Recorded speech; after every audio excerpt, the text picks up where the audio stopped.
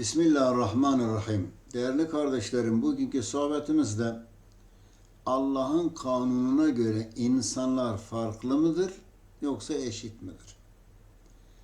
Bazı ırkların bazı ırklardan üstün olduğu Kur'an'da var mıdır?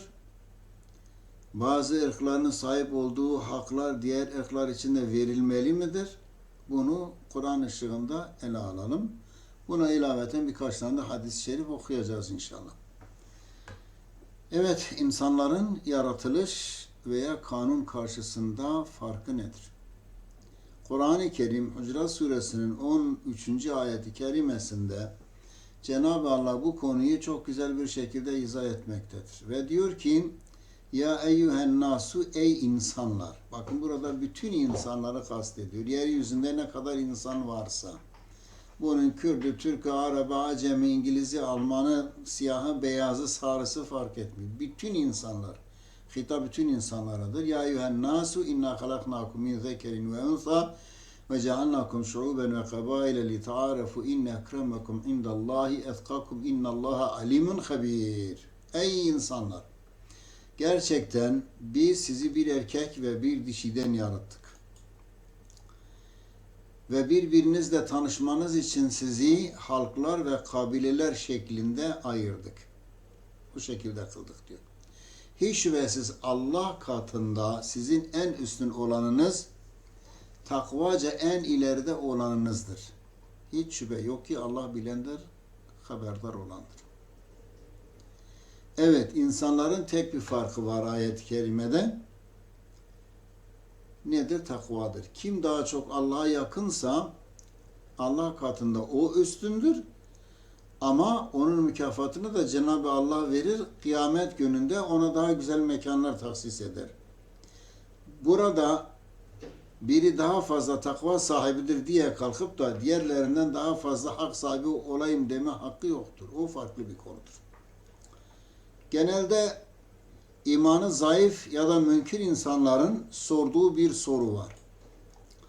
Ve derler ki madem ki insanların tümü bir ana ile bir babadan yaratılmış dünyaya gelmişlerdir.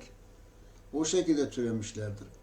O zaman insanlar ya da topluluklar veya milletler arasındaki farklılıklar niye? Neden kimisi efendi, kimisi köle? Ve neden kimisi zengin, kimisi fakir? Ve neden kimisi siyah, kimisi beyaz, böyle insanlar arasındaki farklılıklar niye diye soruyorlar. Aslında soru çok yerinde. Ama günümüzdeki farklılıkların sebebi İslam değil. Toplumlar ya da devletler İslam'la idare edildiklerinden dolayı böyle bir farklılaşma, böyle birilerinin diğerlerine zulm etme olayı meydana gelmiş değil. Aksine toplum ve idare İslam'dan uzaklaştığı için aslında rahmet olan farklılıklar günümüzde azaba dönüşmüş durumdadır. Az önce okuduğum ayet-i kerimede mealen Cenab-ı Allah insanlar yaratılış itibariyle eşittir diyor. Yaratılış itibariyle eşittir. Zira annemiz bir, babamız bir. Eşitiz. Genimiz bir. Aynı ana ve babadan olmalarına rağmen değişik diller konuşuyorlar. Değişik milletler, değişik kabileler oluşmuş. Değişik renklere bürünmüşler. Ki bu da dünyadaki iklimlere göre değişiyor biliyorsunuz. Aynı anne ve babanın çocukları ama değişik milletler, halklar meydana getirmiş bulunuyorlar. Peki bunların eşitliği nerede? Renk değişikliği, boy değişikliği, ırk değişikliği birini diğerinden daha üstün kılabiliyor mu? Ona bakacağız. Nerede eşittir, nerede eşit değildir? Ayette diyor ki takvada, üstünlüğünüz sadece takvadadır. Takvanın dışında yaşamla ilgili bütün konularda insanlar eşittir. Yaşamda eşittir. İnsan haklarında eşittir. Irkının veya kabilesinin, milletinin özelliklerini muhafaza etmede eşittir. Dilini kullanmada eşittir. İslam'a uygun kültür, örf ve adetlerini yaşama ve korumada eşittir. Tabi bu Müslümanlar için söylüyoruz. Müslüman olmayanlar kendi örf adetlerini istedikleri şekilde kullanabilirler. Ve buna benzer insan yaşantısı ile ilgili bütün konularda insanlar eşittir. Birine verilen haklar diğer ırk ve kabilelere de verilmiştir. Aralarında hiçbir fark yoktur. Farklı dil ve renklerde oluşları Yüce Allah'ın büyüklüğünün alametlerindendir ki Rum suresinin 22. ayetinde Cenab-ı Allah izah etmektedir. Ve min ayati ihtilafu elvanikum ve elsinetikum. Renklerinizin, dillerinizin farklılığı Allah'ın büyük sanatının alametidir. Onun büyüklüğünün işaretleridir.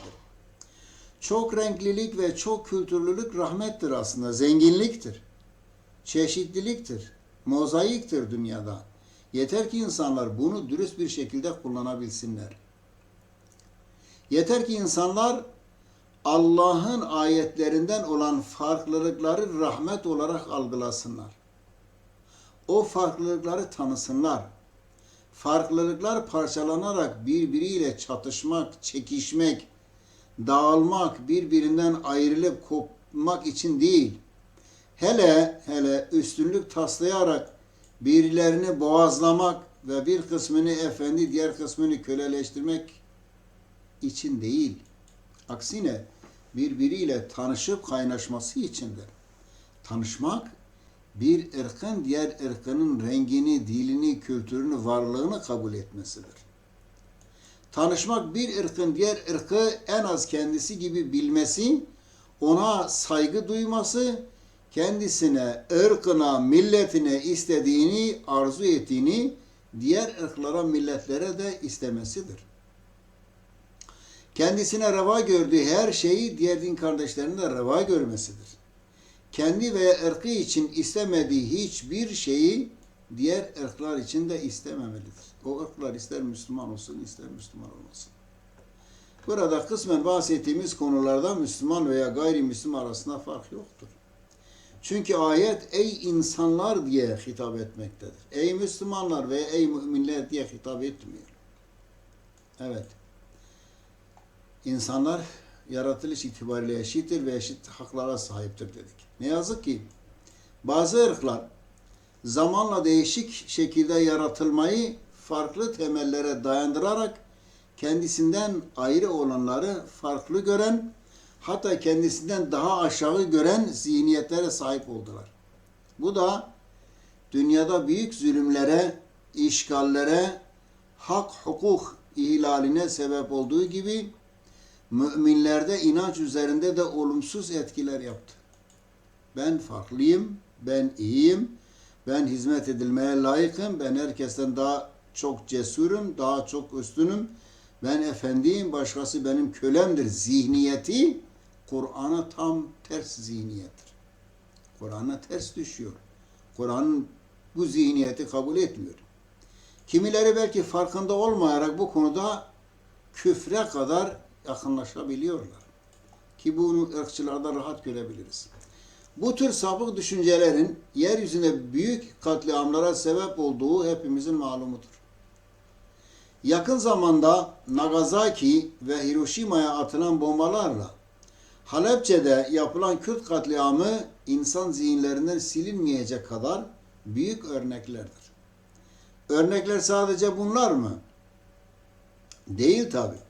Yahudilerin İsrail oğullarını Allah'ın seçkin kulları olarak kabul etmeleri ve kendi dini emirlerinde bile İsrail oğullarından olmayanların haklarını ve seviyelerini İsrail oğullarından daha aşağı tutmaları, Hindularda kas sisteminin kurulması ve Brahmanların yüksek tabaka diye bütün insanların aşağı ve pis kabul edilmesi, Yecüc ve Mecüc ırkının Cengiz Han'ın komutanlığında Orta Asya'da yaptığı büyük katliamlar, Avrupalıların Amerika kıtasına giderek Kızılderililere yaptıkları katliam ve jenosit ve buna benzerleri. Günümüzde de görüyoruz benzerlerini. Sadece kendi ırklarının üstünlüğünü kabul ettirmek için diğer ırklara yapılan zulümleri. İkincisi dedik ki insanlar farklıdır. Elbette ki takvada Adem ve Havva'nın çocukları olmalarına rağmen değişik millet ve kabilelere ayrılan insanlar Allah'ın nezdinde farklıdır. Nasıl farklıdır? Bu farklılık sadece takvadadır ve mükafat veya cezası da ahirette yine sadece Allah tarafından takdir edilir. İnsanların takva derecesine göre bu dünyada muamele görmesi, birinin diğerinden üstün kabul edilmesi söz konusu değildir. Hak hukuk konusunda bir halife ile bir kölenin farkı olmadığı gibi bir beyazla bir siyahın veya bir Kürt'le bir Türk'ün de farkı yoktur. Bunu en güzel bir şekilde izah eden az önce okuduğumuz ayet-i kerimedir. İnne ekremekum indallahi etkakum. Hiç şüphesiz ama Allah katında sizin en üstün olanınız takvaca ileride olanınızdır. Bu konuda çok ayet ve hadis vardır. Sohbetin uzamaması için sadece birkaç tanesini nakledelim. Ebu Hureyre radıyallahu anh anlatıyor. Resulullah aleyhisselatü vesselam buyurdu ki ey Ebu Hureyre vera sahibi ol. Yani harama götürme şüphesi olan şeylerden kaçın. Ki insanların Allah'a en iyi kulluk edeni olasın. Kanaatkarlığı esas al ki insanların Allah'a en iyi şükredeni olasın. Nefsin için sevdiğini insanlar için de sev ki kamil mümin olasın. Sana komşu olanlara iyi komşuluk et ki kamil bir Müslüman olasın. Gülmeyi az yap zira çok gülmek kalbi öldürür. Kutub-i Sitte'de geçiyor hadis. 7257 sayılı hadis-i şeriftir. Yine bir başka hadiste şöyle buyuruyor. Hepiniz Adem'in çocuklarısınız. Adem de topraktan yaratılmıştır. İnsanlar atalarıyla övünmeyi bıraksınlar. Yoksa Yüce Allah'ın katında pislik böceğinden daha değersiz hale gelirler.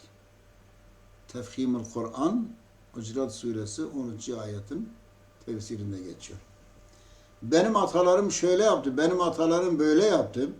Özellikle de atalarını yapmış olduğu katliamlardan, zulümlerden örnekler göstererek kendilerinin güçlü olduğunu, bu şekilde faşistliğini dile getiren insanlar için bu hadis iyi bir ders oluyor diye düşünüyorum. Başka hadisler de var yani atalarıyla övünenlerin cehennem kömürüdür diye geçiyor. Efendimiz veda hacında söylediği bir söz vardır. Ey insanlar dikkat edin. Rabbiniz bir. Hiçbir Arap'ın Arap olmayana üstünlüğü yoktur. Ve hiçbir Arap olmayanın da Arap'a üstünlüğü yoktur. Siyah renkte olanın hiçbir beyaz renkte olana, beyaz renkte olanın da hiçbir siyah renkte olana üstünlüğü yoktur. Üstünlükler ancak takva iledir. Şüphesiz Allah katında en değerliniz Allah'tan en çok sakınanınızdır. Yani emirlerini yerine getirenlerinizdir. Dikkat edin, tebliğ ettim mi diye soruyor sahabe-i kirama. Sahabe bir ağzına bağırıyor. Evet ya Resulallah tebliğ ettin. Peygamber Efendimiz diyor ki o zaman burada olanlar burada olmayanlara anlatsın. Söylesin. Hadis bunu çok açık bir şekilde söylüyor. Yani insanlar eşittir. Hiçbir ırkın bir ırktan üstünlüğü yoktur. Herkes aynı haklara sahiptir.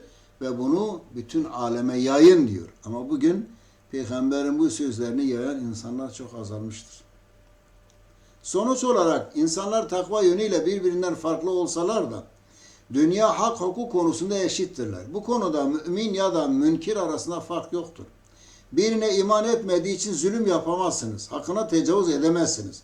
Bir millet veya bir toplum sahip olduğu her hakka diğer toplumlar, milletler de sahiptir. Bu hak Yüce Allah tarafından verilmiştir. Yaratan vermiştir bu hakkı. Yerli ve yabancı tağutların ittifakıyla 50-60 kusur devletçiye bölünmüş İslam diyarında ne yazık ki bu ayet kısmen de olsa uygulanmamaktadır. Bir kısım ırklar diğer kısma zulmetmekte ve haklarını gasp etmektedir. Ne yazık ki kimisi bunu İslam adına yapmakta ve en büyük iftirayı da Allah ve Resulüne etmektedirler. Evet, aslında İslam anlayışına göre bütün müminlerin bir tek devlet çatısı altında olmaları gerektiği halde kimi ırklar kendilerine özgü devletler kurmuşlardı. Kimisi onlarcasını ve bazı ırklar ise bu haktan tamamen mahrumdur. Eğer bir ırkın devlet kurma hakkı varsa diğerinin de devlet kurma hakkı vardır. Eğer bir ırk dilini serbestçe kullanabiliyorsa ve bunu kanunlarla teminat altına almışsa diğer dillerin de aynı haktan yararlanması gerekir. Çünkü diller eşittir Allah katında. Eğer bir ırk her şeye sahipse, diğeri ise çoğundan mahrumsa bu Allah'ın adaletine ters düşer. Allah'ın hükmüne ters düşer. Ve bunun kanıtı da işte demin okuduğum ayet-i kerimedir. Ey insanlar, biz sizi bir erkekle bir dişiden yarattık. Birbirinizle tanışmanız için sizi halklar ve kabileler şeklinde kıldık. Milletlere ayırdık. Hiç şüphesiz ki Allah katında sizin en üstün olanınız, Allah'a en çok yakın olanınızdır. Ve Allah ne yaptığınızı bilir, her şeyinizden haberdardır. Değerli kardeşlerim, İslam adına insanlara zulmedenlerin zulmüne bakarak bu adaletsizliğin İslam olduğu düşüncesine varmayın. Böyle bir düşünce olmasın. İslam'da herkes eşittir. Ama esefle söyleyeyim ki özellikle de Orta Doğu'da Kürtlere yapılan zulüm hep aynıdır. Kimisi İslam adına yapıyor, kimisi sosyalizm adına yapıyor, kimisi faşistlik adına yapıyor, kimisi ekonomik yönden yapıyor, kimisi mezhepsel olarak yapıyor.